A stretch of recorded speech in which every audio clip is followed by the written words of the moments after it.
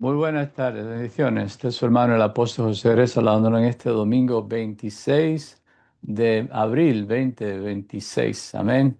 Muy buenas tardes, los hermanos ministros, ministerios nacionales, internacionales y ya mundiales que son parte de nosotros y de la iglesia. Saludos de parte del Señor y de la iglesia. Amén. Bueno, espero que se le esté pasando bien donde quiera que usted se encuentre. Ah, y hoy pues continuamos con nuestra serie de mensajes Eclesía. Eclesía, aquellos que por la primera vez se unen a nosotros. Bienvenidos, bienvenidas. Aquellos que ya nos vienen siguiendo en esta serie de mensajes. Bienvenidos de vuelta. Amén. Como siempre solemos repasar lo que ya hemos cubierto, de manera que nos ayude a crear una base, un marco, si se quiere, a train of thought, para poder nosotros ponernos al punto de lo que se está tratando. Amén. Como siempre, llevando cautivo todo pensamiento a la obediencia de Jesús. Amén. Um, una de las cosas que hemos aprendido eh, enseñando la palabra de Dios es que somos sujetos a error.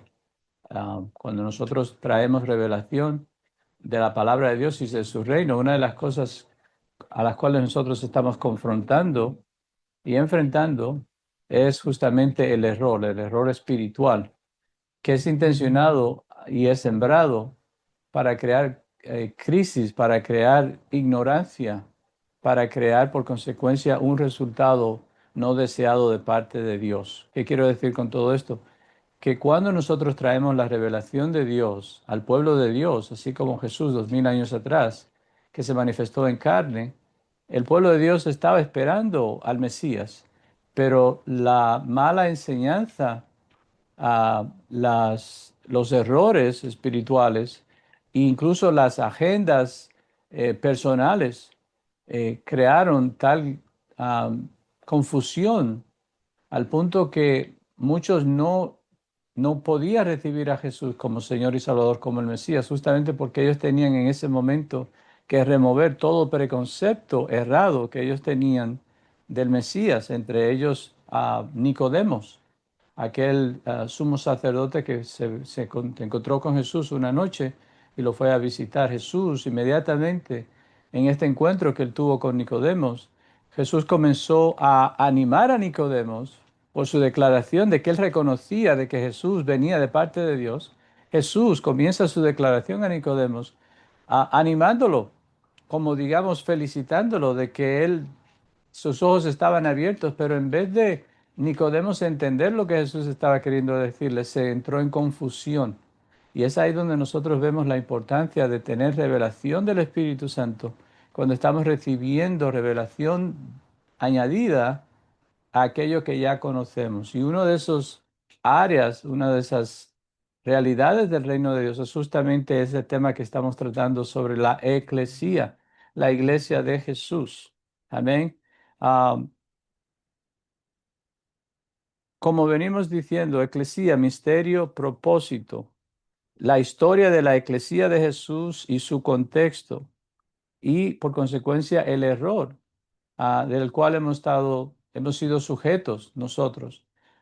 Eh, Cuando usted pone en su teléfono la palabra iglesia o eclesía en griego, suele tener la traducción en español, en cualquier otro idioma, incluso en inglés, de iglesia y suele tener una imagen de un templo, ¿sí? Y por consecuencia, eso crea un error espiritual que le impide al Hijo de Dios, a la hija de Dios, a los ciudadanos del reino de Dios, recibir el propósito intencionado por el Espíritu Santo cuando Jesús, 2000 años atrás, introdujo este organismo llamado Eclesía de Jesús para el cuerpo de Cristo. Sí, eso es lo que venimos nosotros enseñando en este tiempo.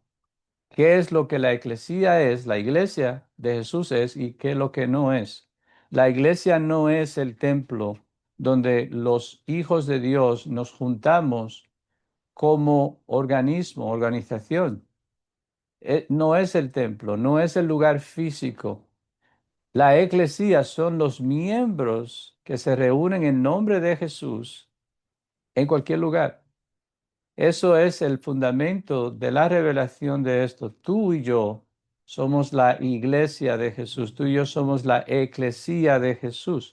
Ahora bien, la connotación que solemos aplicar a esta revelación es una connotación religiosa. ¿Qué me quiero decir con eso?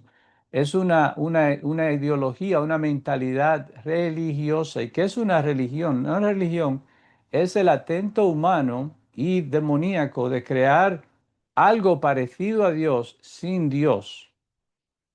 Algo parecido a Dios sin Dios. ¿Sí?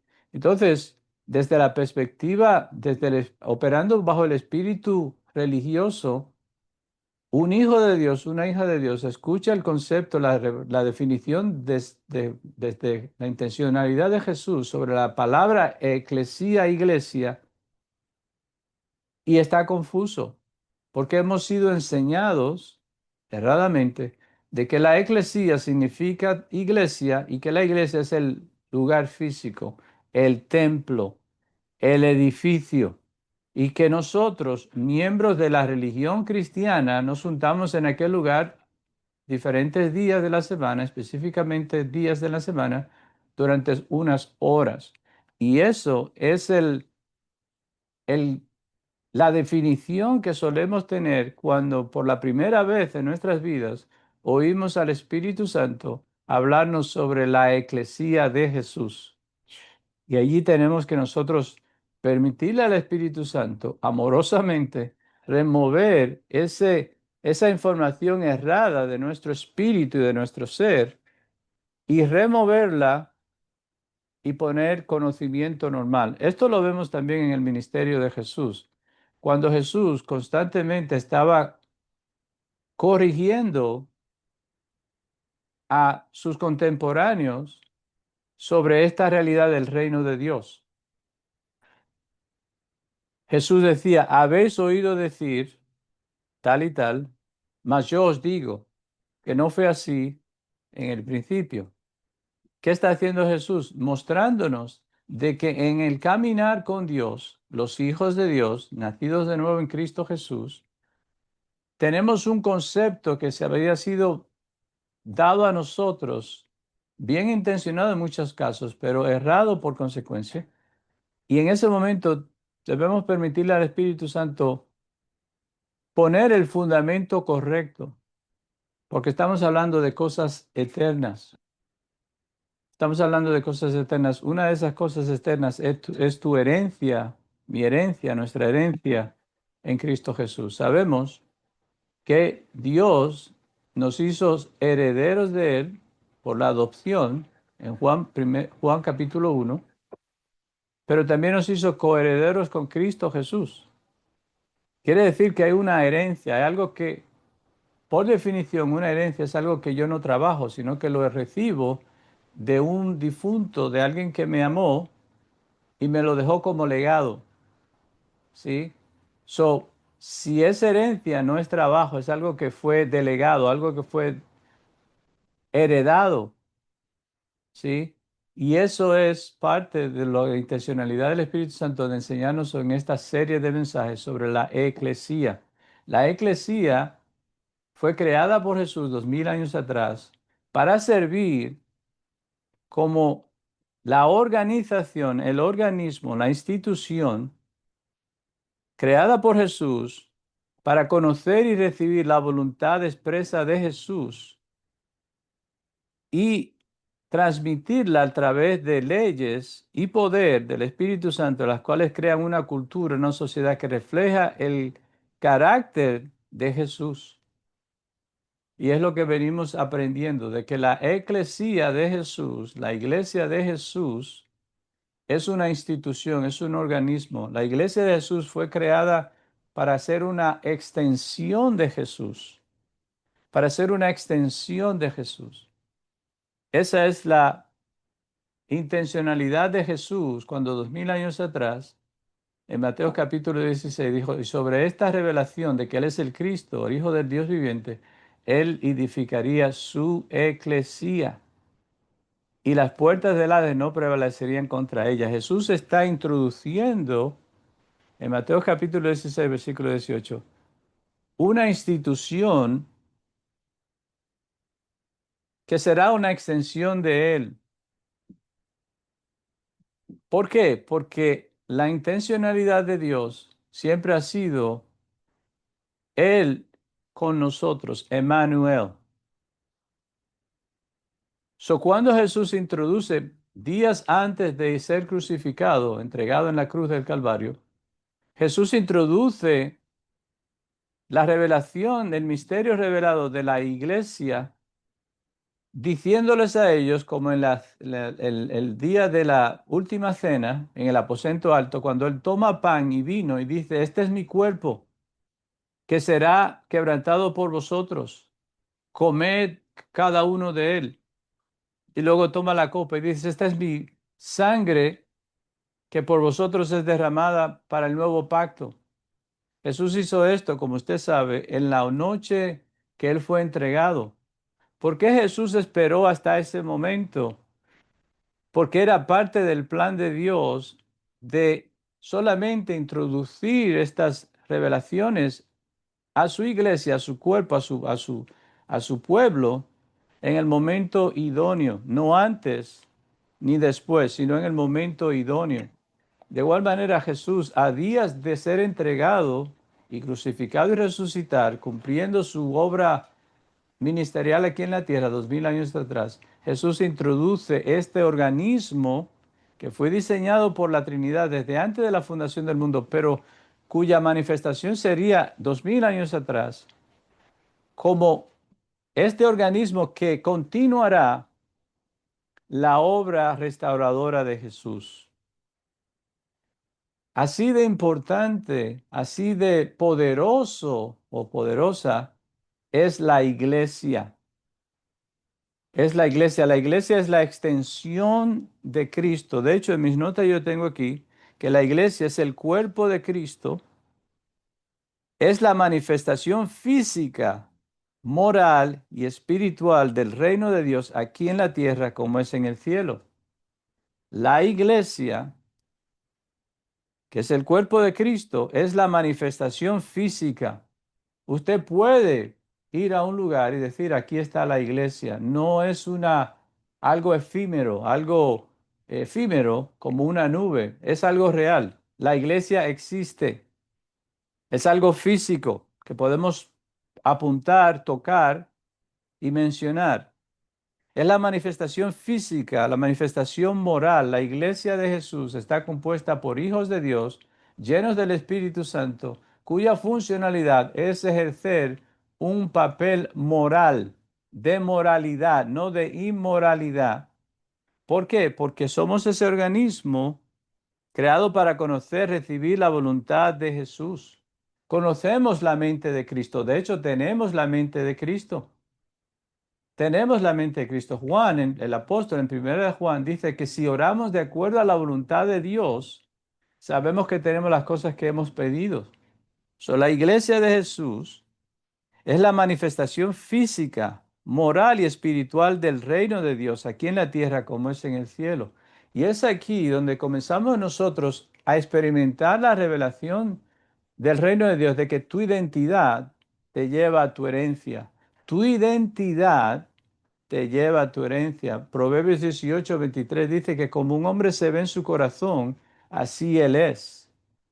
Como un hombre o una mujer se ve en su corazón, así él es. Y es por eso que el Espíritu Santo está constantemente removiendo todo error de identidad en nosotros y añadiendo, edificando la identidad correcta que tenemos en Cristo Jesús.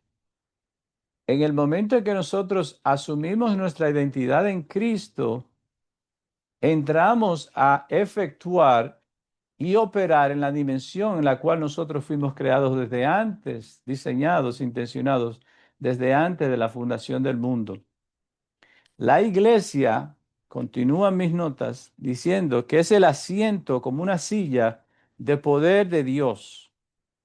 La iglesia de Jesús es el asiento del poder de Dios. Es como en el Antiguo Testamento, cuando Dios le dice a Moisés que cree un arca del pacto, donde poner las tablas del pacto, de la ley, y luego el maná y luego la vara de Aarón, era creado en la parte de arriba, formada por dos querubines postrados en sus alas, creando lo que nosotros decimos en teología, the mercy seat.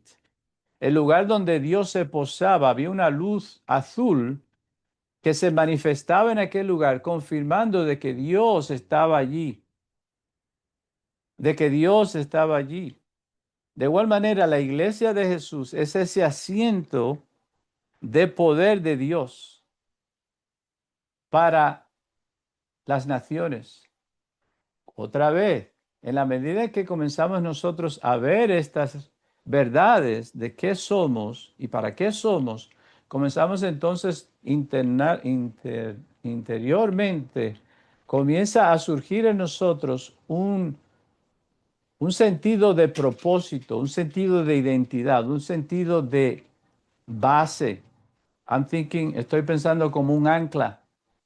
Ese sentido de peso, ese sentido de afirmación que surge en una persona cuando conoce su identidad, conoce quiénes son sus padres, quiénes son sus abuelos, su raíz, su esencia, su identidad. Eso afirma a la persona. Nosotros somos hijos de Dios por causa de la adopción en Cristo Jesús. Y en la medida que nosotros vamos entendiendo que esta adopción es una acción legal que nos da derecho legal a nosotros de ser los herederos legítimos de Dios. Usted recuerda en Génesis capítulo 1, cuando Dios en el versículo 26 al 28 dice, hagamos al hombre a nuestra imagen conforme a nuestra semejanza y señoree sobre toda la creación.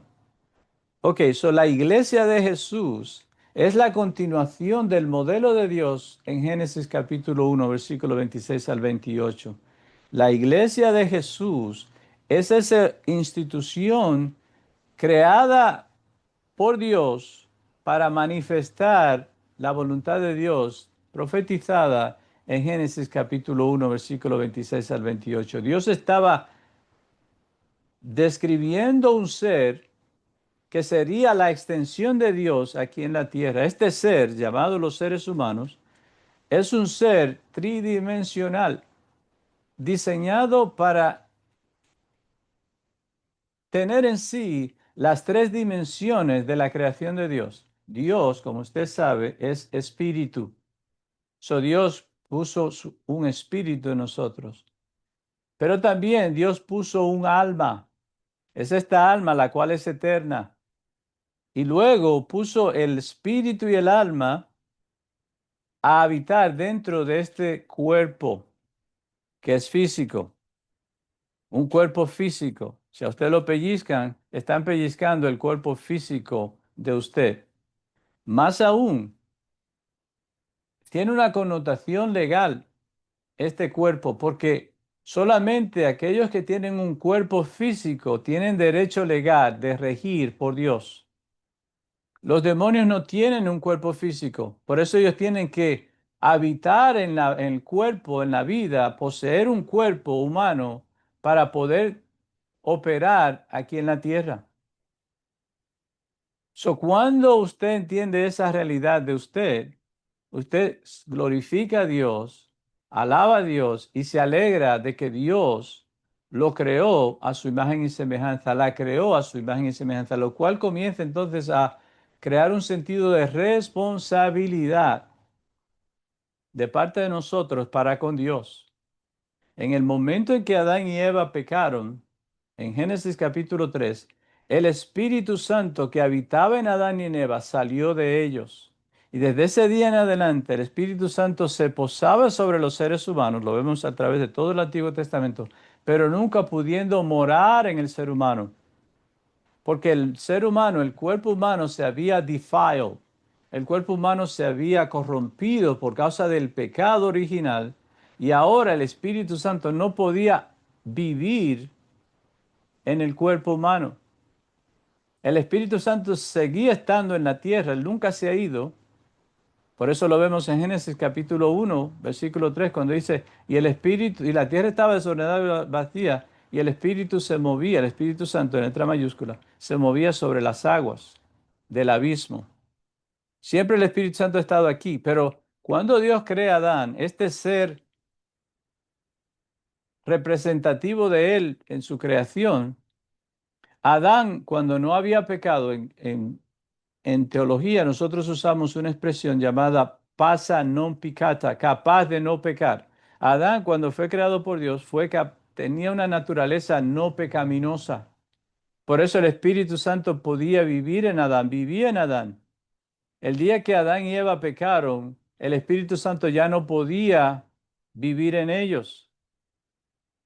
Todo eso fue consecuencia del pecado original, de la desobediencia de Adán y Eva, cuando Dios le dice que si comieres del árbol del conocimiento del bien y el mal, ciertamente morirás. Y efectivamente la palabra de Dios se cumplió. Porque la palabra morir en ese momento estaba refiriéndose a comunión, comunión.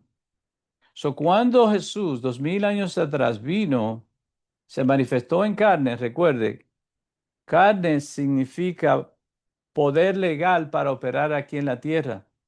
Jesús vino en carne, vivió en carne, fue crucificado en carne, murió en carne, resucitó en carne y hoy está sentado a la diestra del Padre en carne y regresará en carne a juzgar los vivos y los muertos y a reinar por 1000 años con la iglesia y después por toda la eternidad.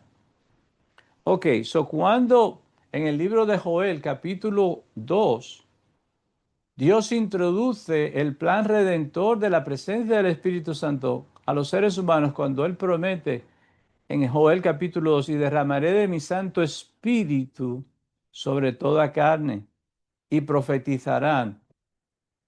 ¿Qué está diciendo Dios a través de Joel? Yo voy a restaurar mi gobierno en los hombres. Yo voy a restaurar mi gobierno en los hombres.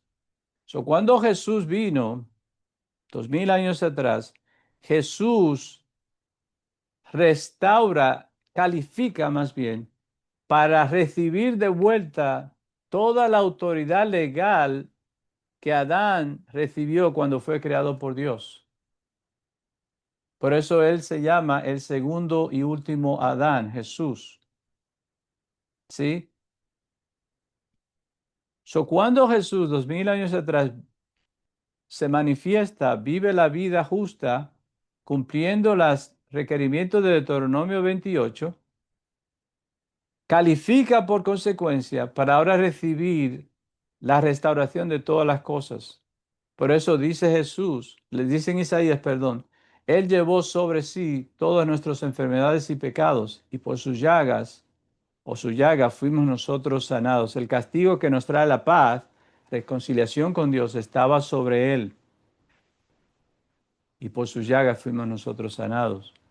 Jesús fue lleno del Espíritu Santo en el río Jordán, bautizado por Juan el Bautista, luego llevado al desierto para ser probado por Satanás, venció a Satanás después de 40 días y 40 noches de ayuno.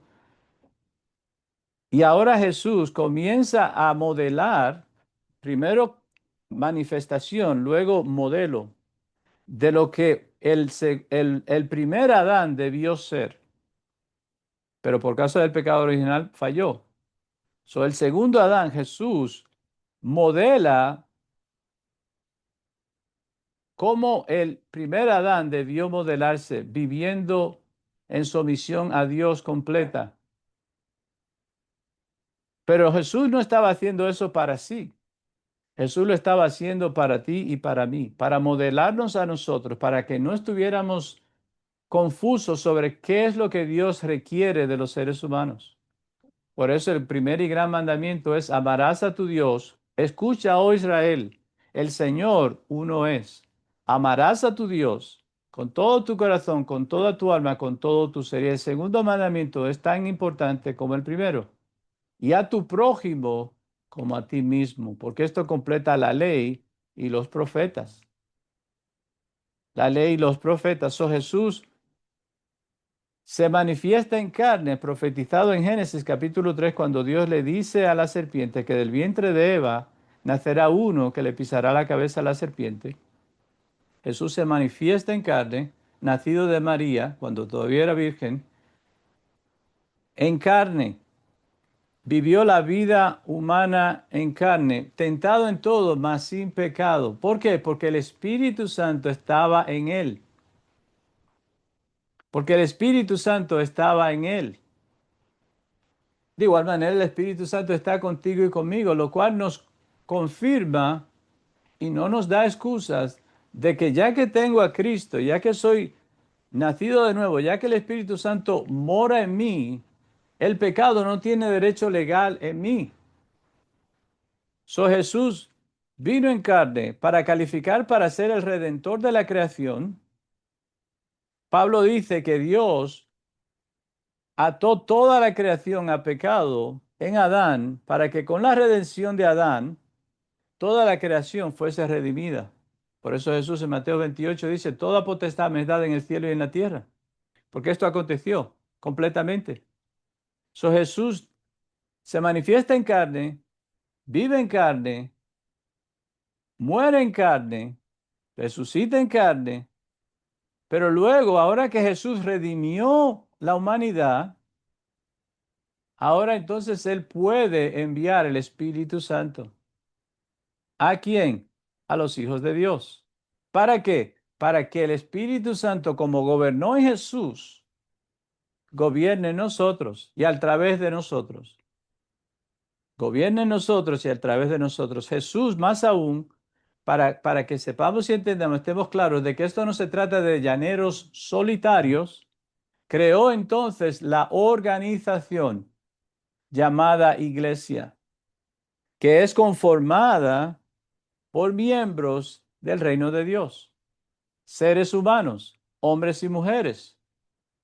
Los hijos de Dios formamos la iglesia. No hay un hijo de Dios que forme la iglesia solamente. No hay algunos hijos de Dios que formen la iglesia. La iglesia es la institución formada por los hijos de Dios. ¿Por qué es necesaria la iglesia? Porque de lo contrario, rompemos el diseño de Dios de organismo.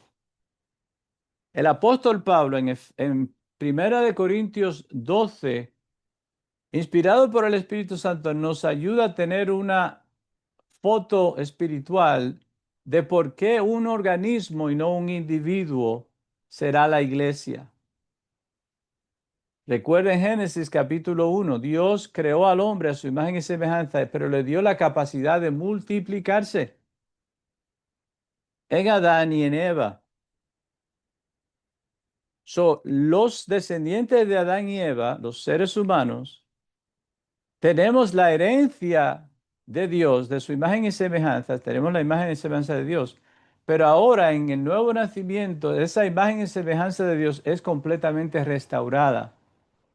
Nosotros éramos pecadores, enemigos de Dios por causa del pecado original, por causa de Jesús, con su sangre fuimos comprados de vuelta, redimidos, capaces de ahora recibir la adopción del Padre. Por eso podemos decir, Abba Padre, llamar a Dios Padre, no solamente Dios, sino también Padre. Es la palabra en griego pater, que significa fuente, Dios Padre. ¿Por qué podemos llamar Padre nuestro? Porque somos hijos adoptados en Cristo Jesús. Juan capítulo 1, versículo 9 al 13. Tú y yo somos hijos de Dios legalmente porque fuimos adoptados en Cristo. Legalmente hablando, que es todo legal, un hijo o una hija adoptada recibe todos los derechos legales del hijo natural. Esto nos trae de vuelta a que somos herederos de Dios, el Padre, y coherederos con Cristo Jesús. Yo sé que usted me ha estado siguiendo durante todo este tiempo, durante todo este tiempo. La iglesia de Jesús es el organismo creado para ser la extensión de Jesús aquí en la tierra como es en el cielo. Usted sabe en su palabra, en su Biblia, sabemos que Jesús en el libro de Apocalipsis vendrá a reinar con su iglesia por 1000 años aquí a la tierra. Lo cual nos confirma la intencionalidad de Dios cuando crea la iglesia, este organismo compuesto por hijos e hijas de Dios. Hijos e hijas de Dios. La iglesia es el cuerpo de Cristo, quien es la manifestación física, moral y espiritual del reino de Dios aquí en la tierra como es en el cielo. En Mateo capítulo 16, Jesús dice, versículo 19, y a ti te daré las llaves del reino de los cielos, denotando gobierno. Cualquier cosa que atares aquí en la tierra será atado en el cielo. Cualquier cosa que desatares aquí en la tierra será desatado en el cielo.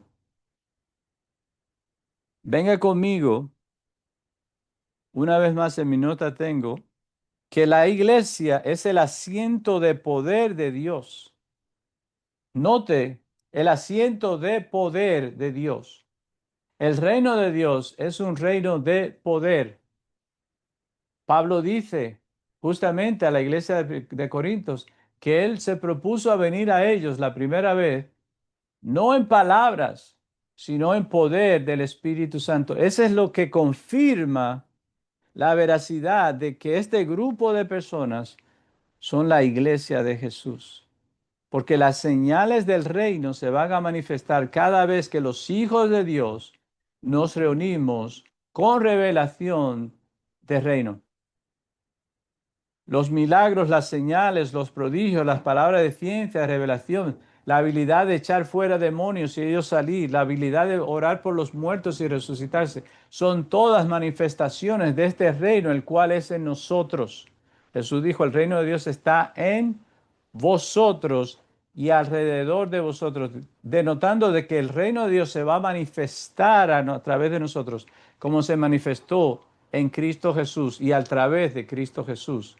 Juan dice, el apóstol Juan en 1 Juan, que como Jesús es aquí en la tierra, así somos nosotros también. Comenzamos entonces ahora a entender cómo es que esto funciona, cómo es que esto acontece. Lo hemos oído en teología, en tesis, lo hemos oído en principio, thank you Holy Spirit, lo hemos oído en principio como las clases de matemática. Pero ahora comenzamos a ver su aplicación práctica. Somos el cuerpo de Cristo, amén a eso. Somos la iglesia de Jesús, amén a eso. Pero ahora no solamente lo sabemos por, how can I say it in Spanish? No solamente lo sabemos por conocimiento, sino que ahora lo vemos por revelación. Y en el momento en que lo recibimos por revelación, nuestro comportamiento comienza a ser transformado. Comienza a ser transformado. Y esas son las buenas nuevas. En el libro de Efesios capítulo 3, el apóstol Pablo, teniendo esta revelación que se nos comparte a nosotros, le recuerda a la iglesia de Efesios y por consecuencia a la iglesia universal, que nosotros juzgaremos a los ángeles, estos seres que nos impactan, nos impresionan. Sí, vemos a Gabriel trayendo un mensaje a Daniel en el libro de Daniel capítulo 7, perdón, de parte del reino de Dios, y Daniel se cae boca abajo. ¿Y qué le dice Gabriel a Daniel? No temas. Dice Pablo, teniendo revelación, que el diseño que tú y yo hemos recibido de parte de Dios es que vamos a ser jueces y sacerdotes para nuestro Dios. Y una de esas aplicaciones de juicio será contra los ángeles. Como que juzgaremos a ángeles y los vamos a juzgar de acuerdo a su comportamiento para con Dios, basado en la revelación a que mucho les dado, mucho les demandado, mucho les requerido, lo cual nos ayuda entonces a nosotros entender lo que Dios quiso decir en el Antiguo Testamento cuando le dijo a Israel, sed santos porque yo soy santo. ¿Y qué es ser santo? No es ser santurrón, no es tener la cabeza para el lado, no es vestirme de una manera tratando de proyectar una imagen religiosa, no. Ser santo significa ser uno con Dios. La palabra santo en una de sus traducciones es uno. definiendo a alguien que no tiene variación, alguien que no es hipócrita, alguien que no tiene varias caras. Dios es el mismo ayer, hoy, siempre. Y Él nos pide a nosotros, nos instruye a nosotros que seamos uno en Él como Él es uno en sí mismo. Y esa unidad apunta no a singularidad, sino a propósito. Imagínese Dios divariando. Imagínese Dios, hoy quiero esto, mañana no quiero aquello. Dios es íntegro, Él es el mismo ayer, hoy, siempre, y Él es santo. En Él no hay variación de duda. Dios no puede ser malo. Él no puede hacer mal.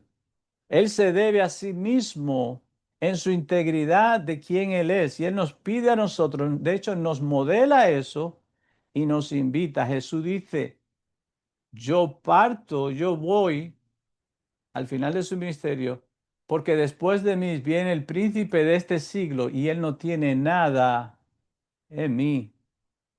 Y Él no tiene nada en mí. Y usted dirá, apóstol, yo entiendo, eso fue Jesús. Amén. Juan, recuerde, primera de Juan, que como Jesús es aquí en la tierra, así también nosotros somos. Ya tenemos al Espíritu Santo. ¿Qué va a acontecer entonces cuando yo recibo esta revelación? No es que me voy a convertir en un santurrón, no es que me voy a meter en una caverna a vivir solo para no pecar, no. Es que de ahora en adelante yo le doy autorización completa y absoluta permanente al Espíritu Santo, como lo hizo Jesús después de haber sido bautizado por Juan el Bautista. Usted ve, ahora entendemos por qué en Joel capítulo de Dios promete la gran promesa, la cual Pedro habla en el libro de Hechos capítulo 2, de la promesa del Espíritu Santo, de Heiliger Geist, de Heiliger Geist, el Espíritu Santo, que ya mora en ti y en mí. Pero hasta ahora, en algunos de nosotros, Él no ha tenido rulership. Él, no ha él es un ser que vive en mí, pero que no me gobierna. Hasta ahora para algunos, de hoy en adelante, el Espíritu Santo comienza a gobernarnos a nosotros con derecho. Pero entienda esto, que el Espíritu Santo va a gobernar en ti, guiándote a toda la verdad. El Espíritu Santo va a gobernar en ti, guiándote a tu herencia. Jesús dice, aún tengo muchas cosas que deciros. ¿Cómo cuáles? Que eres heredero de Dios. Toda la creación es tuya. Dice Jesús, al Padre le place daros el reino. Imagínense eso. En el mundo estamos nosotros preocupados. ¿Qué vamos a comer? ¿Qué vamos a vestir? ¿Dónde vamos a vivir? Y Jesús dice, no os preocupéis por estas cosas, manada pequeña, porque al Padre sabe que necesitáis tales cosas. Mas buscad primeramente el reino de Dios y su justicia. ¿Qué está queriendo decir Jesús? Buscad vuestra herencia, reconoced, sabed qué es lo vuestro. ¿Cuál es vuestra herencia? En Dios. Y una de esas herencias es la garantía de Dios de cuidar de ti y de mí. Una de esas garantías es que no vendrán enfermedades sobre nosotros como vinieron a los egipcios por causa de que estamos en Dios. Una de las garantías del reino de Dios a los hijos de Dios, por ende ciudadanos del reino de Dios, es Salmo 91, que el que habita, la que habita el abrigo del Altísimo, morará bajo la sombra del Omnipotente. Diré yo a Jehová, esperanza mía y castillo mío, mi Dios, en quien confiaré. Entienda esto, cuando hay un rey gobernando todo el reinado del reino del rey es propiedad exclusiva del rey, pero por ser propiedad exclusiva del rey pasa a ser responsabilidad directa al rey. No, el rey no es rey solamente por dicho título, el rey es rey porque tiene la capacidad de cuidar de su reino. Eso es lo que determina la gloria y la grandeza de un reino comparado a otro reino. Entendemos que como hijos de Dios, herederos de Dios y coherederos en Cristo Jesús, tenemos una herencia. Y es esa herencia la cual el Espíritu Santo nos revela para que la poseamos y la disfrutemos. ¿Qué le dice Dios al pueblo de Israel cuando están en Egipto? Os voy a introducir a una tierra que fluye leche y miel. Esto nos da una idea de qué fue lo que Jesús dijo cuando él dijo, yo he venido, gloria a Dios está aquí, para que en mí tengáis vida y vida abundante. ¿Quién es Jesús sino el Hijo del Padre? El creador de todas las cosas. Juan, teniendo esta revelación, en Juan capítulo 1 dice que en el principio era el verbo y el verbo estaba con Dios y el verbo era Dios y todas las cosas fueron creadas por el verbo. Otra vez, ya tenemos a Cristo. Y al tener a Cristo, esto tiene una implicación directa, inmediata, constante, perpetua de provisión. Para que no nos preocupemos, para que no tengamos que comprometer nuestro propósito aquí en la tierra. Por eso Jesús, cuando comienza su ministerio y comienza a llamar a sus discípulos, les dice, sois pescadores, en el caso de Pedro, Juan y Jacobo. Esa era su función natural. Sois pescadores, seguidme a mí y os haré pescadores de almas. ¿Qué quiere decir? ¿Qué Jesús está revelándole a Pedro, Juan y Jacobo en ese momento y a nosotros por extensión? De que antes de Cristo venir a tu vida, tú y yo nos preocupamos en pagar biles. ¿Qué vamos a comer? Tengo hambre, no sé de dónde va a venir. ¿Por qué? Porque, oh, Dios está aquí, Dios está aquí. Eso no está en mis notas. Cuando Adán pecó, la creación entera entró en maldición. Cuando Dios encontró a Abraham, Dios creó las bases para que esa maldición dejase de afectar a los hijos de Dios.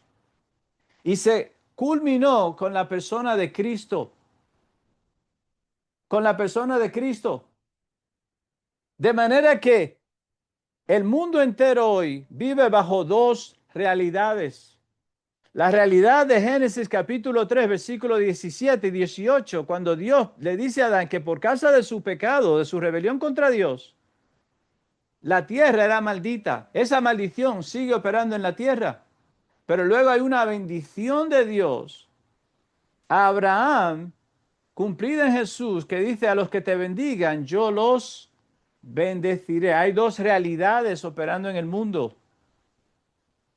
Cuando tú y yo, teniendo esta revelación, ya habiéndonos hecho hijos de Dios en Cristo Jesús, herederos de Dios, coherederos con Cristo, el Espíritu Santo ahora comienza a despertar en nosotros el derecho legal. En el Antiguo Testamento hay un ejemplo que nos ayuda a ilustrar lo que yo estoy tratando de decir en la persona del hijo de Jonatán, el hijo del primer rey de Israel llamado Saúl. Jonatán tuvo un hijo llamado Mefiboset. Y por causa de su ascendencia directa con Saúl y Jonatán, Mefiboset era condenado a desaparecer porque la casa de Saúl fue removida. ¿Ok? Pero David, el rey David, hizo pacto con Jonatán cuando Jonatán todavía estaba vivo, de que cualquiera de los dos, fuese Jonatán o fuese David, que terminase siendo rey de Israel después de Saúl, ese cuidaría de la descendencia del otro. En Mefiboset tenemos una foto de lo que pasa contigo y conmigo cuando venimos a Cristo Jesús. Es una foto, es solamente una ilustración. ¿Qué pasó con Mefiboset cuando David es entronado rey? David manda a buscar a Mefiboset y lo restaura. Diga conmigo donde usted cree que está. Lo restaura. En un día, David quitó el oprobio de Mefiboset, la escasez de Mefiboset, la vida en clandestinidad. Eso es una palabra de domingo. Eso es del Espíritu Santo, está aquí.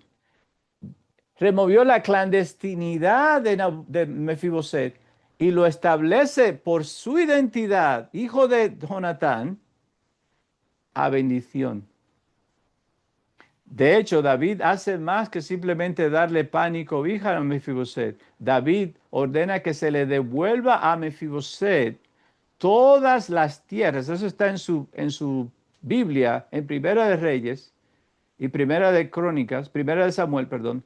David ordena que se le restaure todas las tierras que le pertenecían a Saúl y a Jonatán, se le devolviese ahora a Mefiboset. Oh, Dios está aquí. Esto no estaba en mis notas, pero estaba en el corazón del Espíritu Santo, porque esto, tu identidad te lleva a tu herencia.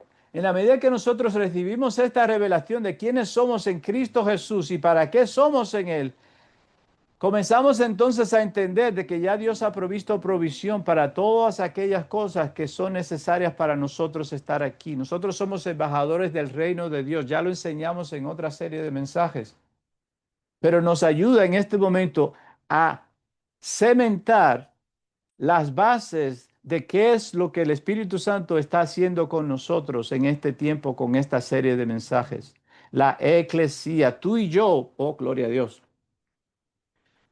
La Biblia habla sobre algo que se desarrolla en el corazón de los hijos de Dios cuando experimentamos su gracia. Se llama un cántico nuevo.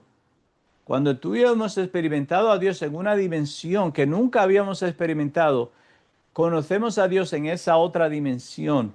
Y ya no hablamos de Dios en esa capacidad empíricamente, ya hablamos por testimonio. En la medida que tú y yo recibimos esta revelación de quiénes somos en Cristo Jesús y para qué somos, terminamos como hijos de Dios, habiendo experimentado su gracia, su misericordia, porque Él nos redimió cuando aún éramos pecadores y nos hizo hijos de Él, nos dio su identidad y su herencia. Ahora, cuando nosotros como eclesía de Jesús, como iglesia de Jesús, nos juntamos para gobernar en sesión, el gobierno tiene lo que se llama session.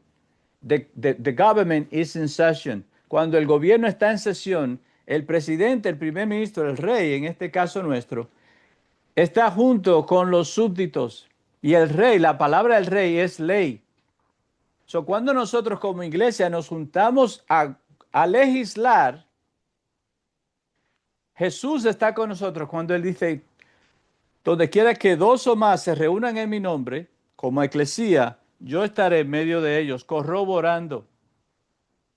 Por eso vemos que somos llamados los apóstoles de Jesús. Un apóstol de Jesús, una apóstol de Jesús, es un enviado fuera con una asignación de aquel que lo envió.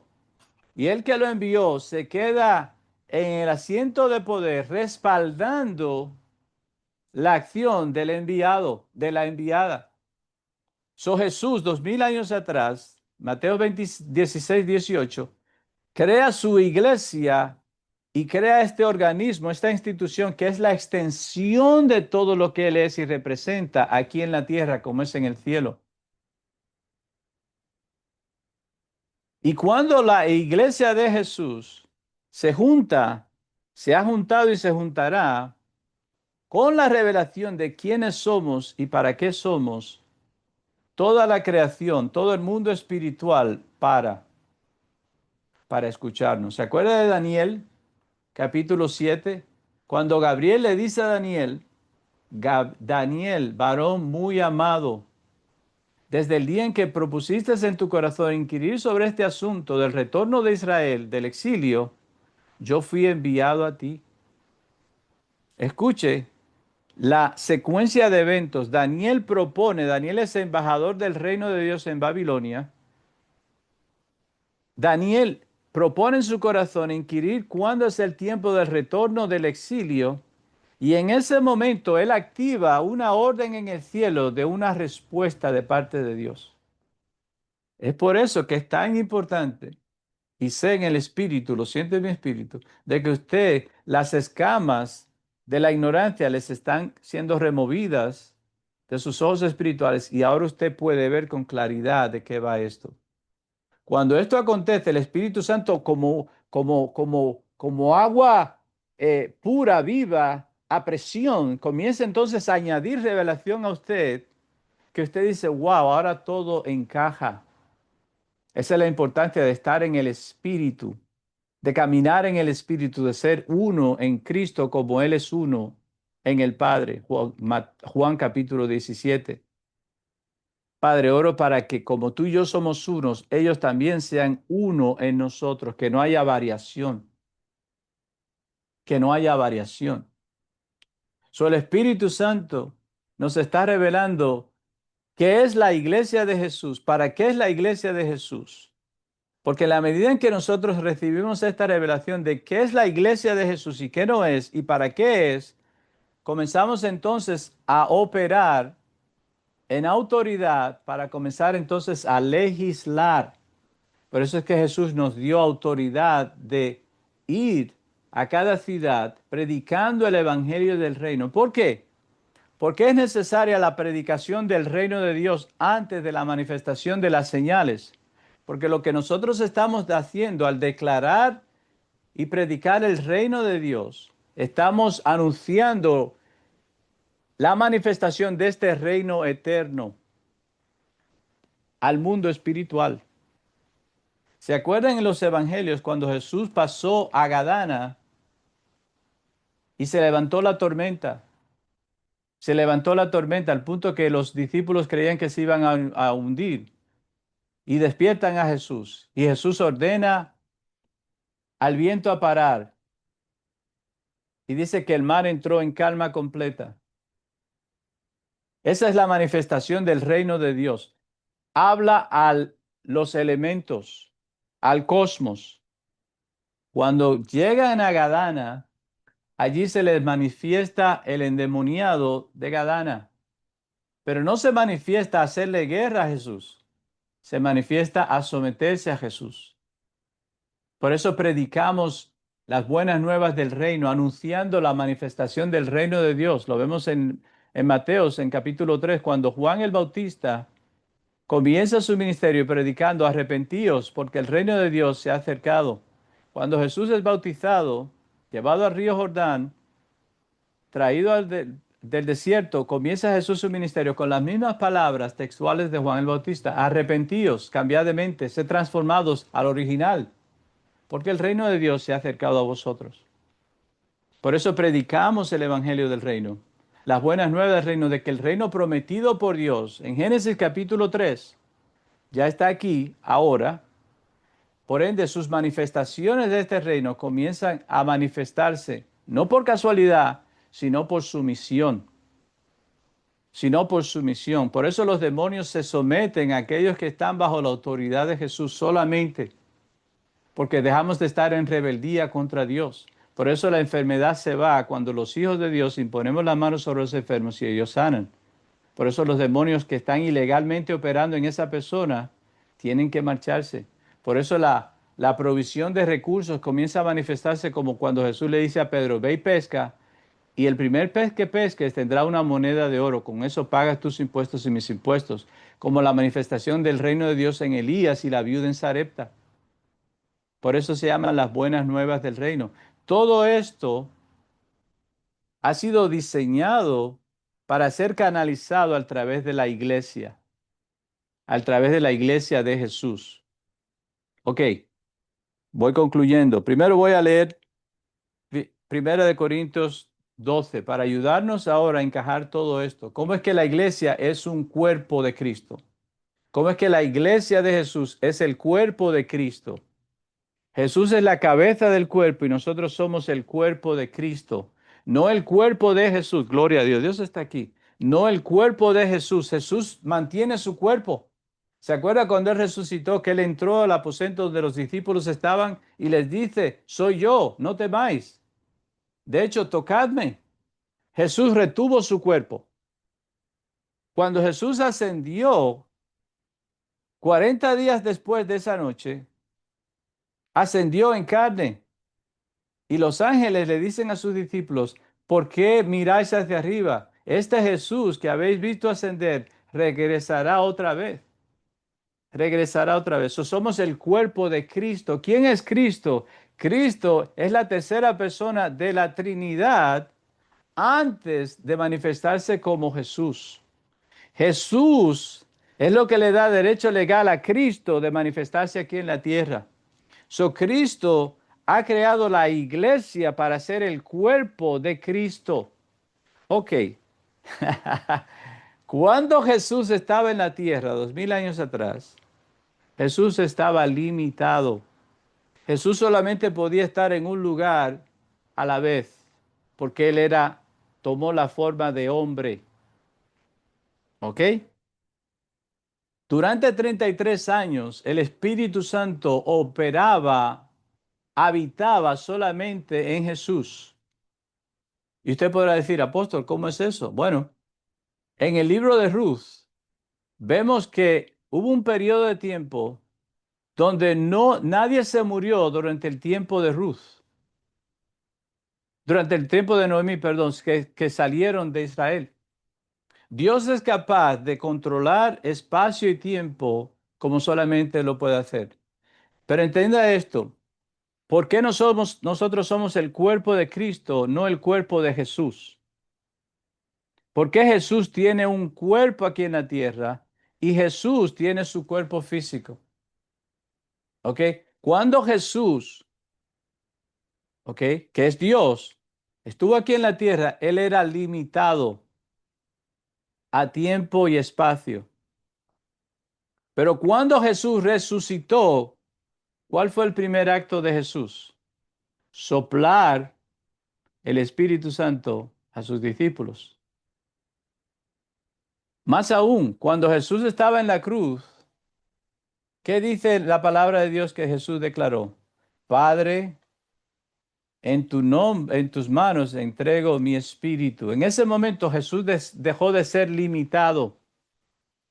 Volvió, Jesús dice en Juan capítulo 17, dice, Padre, la gloria que conocí antes contigo, restáurame a esa gloria. ¿Y cuál es esa gloria? En una de sus manifestaciones, la habilidad de Jesús está en todo lugar, a toda hora. Él lo llena todo en todo. Cuando Jesús resucitó, sopló el Espíritu Santo sobre los discípulos, Jesús ahora no está limitado. Él vuelve a ser ilimitado. Por ende, Jesús ahora puede crear la iglesia, que es el organismo gubernamental de Jesús, y gobernar Jesús, la cabeza de la iglesia, del cuerpo de Cristo, a través de su cuerpo, que es la iglesia, legalmente hablando. Por eso Pablo puede decir, la vida que vivo, ya no la vivo yo, sino Cristo en mí, esperanza de gloria. Pero ese Cristo en mí es a través del Espíritu Santo, teniendo la mente de Cristo. Yo sé que usted lo tomó, yo sé que usted lo captó. Por eso somos llamados el cuerpo de Cristo, no el cuerpo de Jesús, a través del cual ahora Jesús gobierna, lo cual nos ata de vuelta a Génesis capítulo 2, cuando Dios dice que se multipliquen. Creó Dios a Adán y de Adán tomó una costilla con la cual formó a Eva para que Adán tuviese la capacidad de multiplicarse. El ser creado a imagen y semejanza de Dios pudiese ser multiplicado. Pudiese ser multiplicado. Jesús crea la iglesia de Jesús como el organismo de extensión de la Trinidad aquí en la tierra como es en el cielo. En la resurrección, Cristo es ilimitado de vuelta. En la resurrección, Cristo es ilimitado de vuelta. Yo voy a leer 1 Corintios 12 para que nos ayude a ponerlo todo junto. ¿Cómo es que tú y yo, siendo ciudadanos del reino de Dios, hijos de Dios, ahora somos llamados a ser parte de la iglesia de Jesús? Ser parte de la iglesia de Jesús. Y como nota, vuelvo y repito, que la iglesia es el cuerpo de Cristo, que es la manifestación física, moral y espiritual del reino de Dios aquí en la tierra como es en el cielo. Lo digo otra vez, la iglesia es la manifestación física, moral y espiritual del reino de Dios aquí en la tierra como es en el cielo. El diseño de Dios siempre ha sido que tú y yo gobernemos. La iglesia es la continuidad del modelo de Dios en Adán, el primer Adán antes de pecar. La iglesia de Jesús es la continuidad de Adán antes de pecar. Cada hijo de Dios, cada hija de Dios tiene la llenura del Espíritu Santo, de la Trinidad. Por ende, podemos operar como cuerpo en unidad. 1 Corintios 12. No quiero, hermanos, que ignoréis acerca de los dones espirituales. Sabéis que cuando erais gentiles, esto quiere decir Goshen en griego, que significa sin pacto, sin pacto, no están dentro del pacto de Dios con Abraham, Isaac y Jacob. Sabéis que cuando erais gentiles, Goshen, se os extraviaba llevándoos como se os llevaba a los ídolos mudos. El reemplazo de Dios, sustituir a Dios con una imagen, pensando que esta imagen los va a salvar. Sabéis que cuando erais gentiles se os extraviaba llevándoos como se os llevaba a los ídolos mudos. Por tanto, os hago saber que nadie que hable por el Espíritu de Dios, letra mayúscula Espíritu, llama anatema a Jesús. Y nadie puede llamar a Jesús Señor, sino por el Espíritu Santo. Hasta ahí todo bien. Ahora bien, hay diversidad de dones. Está describiendo ahora la iglesia siendo el cuerpo de Cristo, diversidad de miembros, pero parte de un solo cuerpo, de un mismo cuerpo. Ahora bien, hay diversidad de dones, pero el Espíritu es el mismo. Y hay diversidad de ministerios, pero el Señor es el mismo. Y hay diversidad de operaciones, pero Dios, que hace todas las cosas en todos, es el mismo. Pero a cada uno le es dada la manifestación del Espíritu para provecho. Lo voy a repetir otra vez. Pero a cada miembro del cuerpo, pero a cada miembro individualmente le es dada la manifestación del Espíritu para provecho. Porque Dios no hace acepción de personas. Porque a este es dada por el Espíritu palabra de sabiduría. Como dije, Jesús dijo temprano en los evangelios, aún tengo muchas cosas que contaros, pero aún no las podéis sobrellevar. Pero cuando el Espíritu de verdad venga a vosotros, Él os guiará a todas ellas. El Espíritu Santo es para la iglesia hoy lo que Jesús fue para la iglesia 2000 años atrás. Lo voy a decir otra vez, porque eso es causa de resistencia para algunos de nosotros en no poder fluir en la plenitud del diseño de Dios para nosotros. Porque tenemos al Espíritu Santo, pero lo tratamos como un Dios chiquito. Lo tratamos como el término de mi oración para darle un toque de espiritualidad en el Espíritu Santo. No, el Espíritu Santo es Dios. Él es la tercera persona de la Trinidad, con capacidad completa de deidad. El Espíritu Santo estaba en Adán antes de pecar. El Espíritu Santo está en ti y en mí después de Adán, en Cristo Jesús, haberlo redimido. El Espíritu Santo siempre va a estar con nosotros. El Espíritu Santo nos guía a toda la verdad. El Espíritu Santo estuvo en Jesús.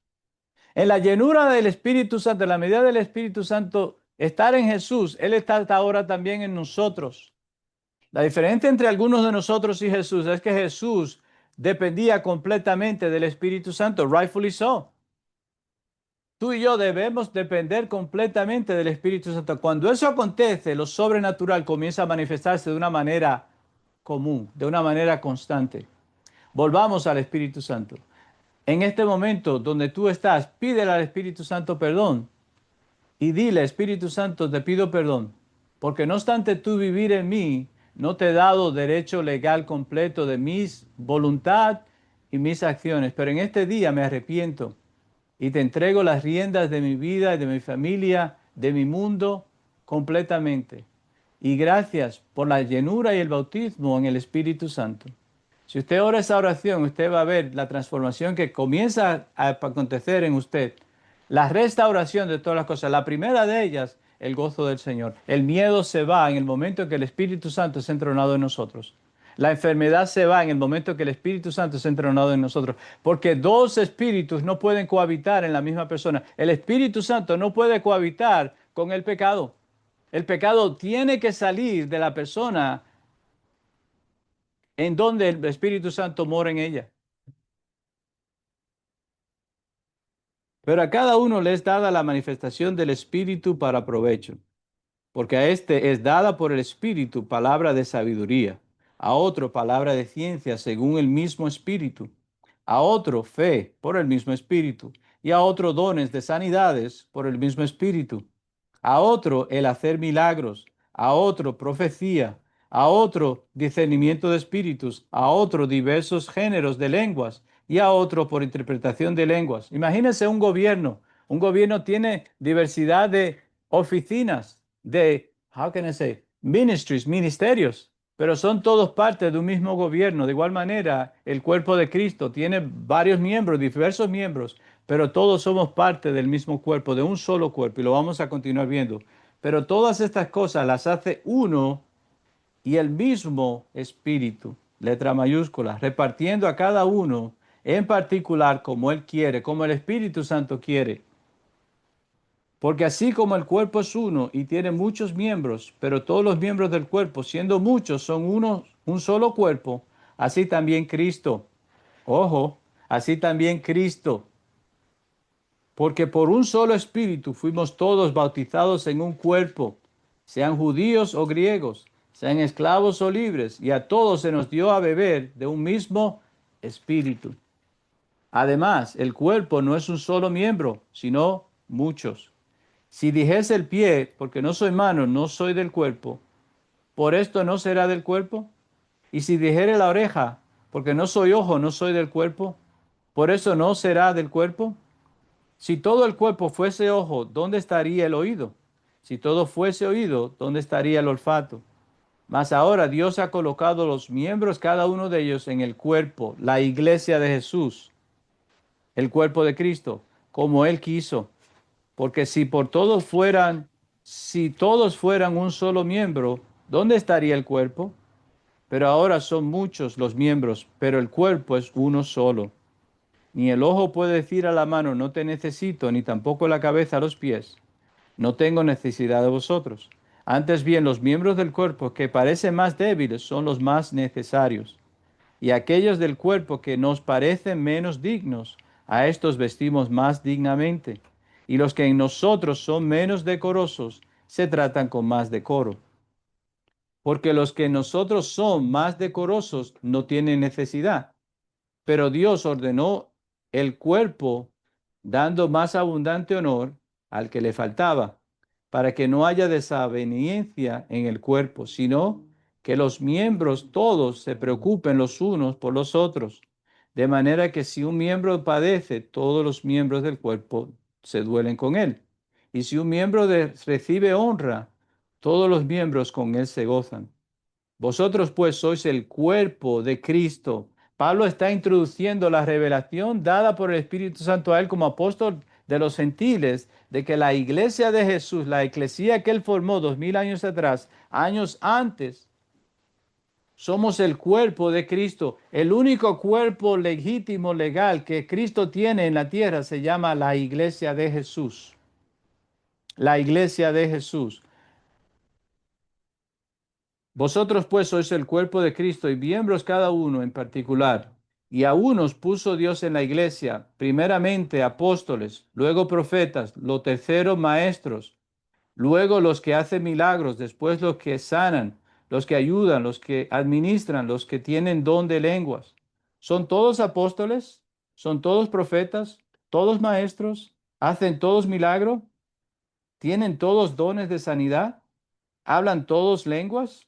¿Interpretan todos? Procurad pues los dones mejores, mas yo os muestro un camino aún más excelente, lo cual introduce el famoso 1 Corintios 13, el capítulo del amor. En esta tarde hemos visto por qué tú y yo somos no llamados el cuerpo de Cristo, sino que somos el cuerpo de Cristo. Redimidos por la sangre de Jesús, hechos hijos de Dios por la adopción y ahora miembros del cuerpo de Cristo para gobernar, para gobernar. La iglesia es el organismo creado para conocer, recibir la voluntad de Jesús y transmitirla a través de leyes y poder, las cuales crean una cultura, una sociedad que refleja el carácter de Jesús. Hay solamente una iglesia de Jesús. La iglesia de Jesús es la iglesia spread out, esparcida por toda la tierra. ¿Cómo sabemos las señales de la iglesia verdadera? La iglesia donde el Padre es uno, el Hijo es uno y el Espíritu Santo es uno. Donde somos bautizados por un solo bautismo, el bautismo del Espíritu Santo. Recuerde que Juan el Bautista dijo él mismo, yo os bautizo con agua para arrepentimiento, pero después de mí viene uno que os bautizará con Espíritu Santo y fuego. La Iglesia Universal de Jesús tiene al Padre, tiene al Hijo, tiene al Espíritu Santo como las tres personas iguales de la Trinidad, tiene un solo bautismo, tiene solamente un cuerpo. Somos cristocéntricos, como cuando Pedro declara a Jesús que Él es el Hijo de Dios viviente, el Cristo. Esas son las señales de la Iglesia de Jesús. Un solo bautismo. Un solo bautismo. Cuando bautizamos a una persona al reino, la bautizamos en el nombre del Padre, del Hijo y del Espíritu Santo. Son señales de la iglesia de Jesús, la iglesia universal de Jesús. La iglesia universal de Jesús. La iglesia de Jesús es el organismo gubernamental de Dios dado a cada región, a cada ciudad, a cada comunidad, de manera que al juntarnos para legislar, decretemos leyes, las cuales son activadas por el Espíritu Santo, que manifiestan la gloria de Dios en esa ciudad, en esa región, en esa nación. Ahí comenzamos a ver la aplicación de redención de todas las cosas. Si usted me da un minuto, en el libro de Salmos capítulo 149, nos ayuda a tener una idea de qué es la funcionalidad de la iglesia. Es establecer el reino de Dios, es atar a los demonios, la manifestación del reino de las tinieblas, del pecado, sea en enfermedad, en escasez, en opresión, en depresión, en muerte, en ansiedad, en preocupación, y activando la voluntad de Dios en esa situación, activando la voluntad de Dios en esa situación. Espero que esto le haya ayudado. Continuamos la semana que viene con esta serie de mensajes. Gracias por compartir este mensaje con sus redes sociales, aquellos que lo hacéis. Gracias por aquellos que comparten con nosotros, con sus diezmos y sus ofrendas para que este mensaje y esta visión continúe hacia adelante. Lo voy a pedir al apóstol Amelio una vez más que ore con nosotros para que toda esta revelación se haga carne en nosotros. Señor Padre, te damos gracias una vez más porque una vez más tú nos enseñas lo que es el servicio, Señor, aquello que tú has mandado a la iglesia a hacer, Padre. Yo te doy gracias porque tú sigues abriendo, Señor, el entendimiento de cada uno de nosotros por medio de tu Espíritu Santo de reconocer, Señor, lo que es el reino tuyo aquí en la tierra, el reino de servicio y de amor el uno por el otro, Padre. Yo te doy gracias. En el nombre del Padre, del Hijo y del Espíritu Santo. Amén. Amén. Bueno, ahí está. Dios le bendiga.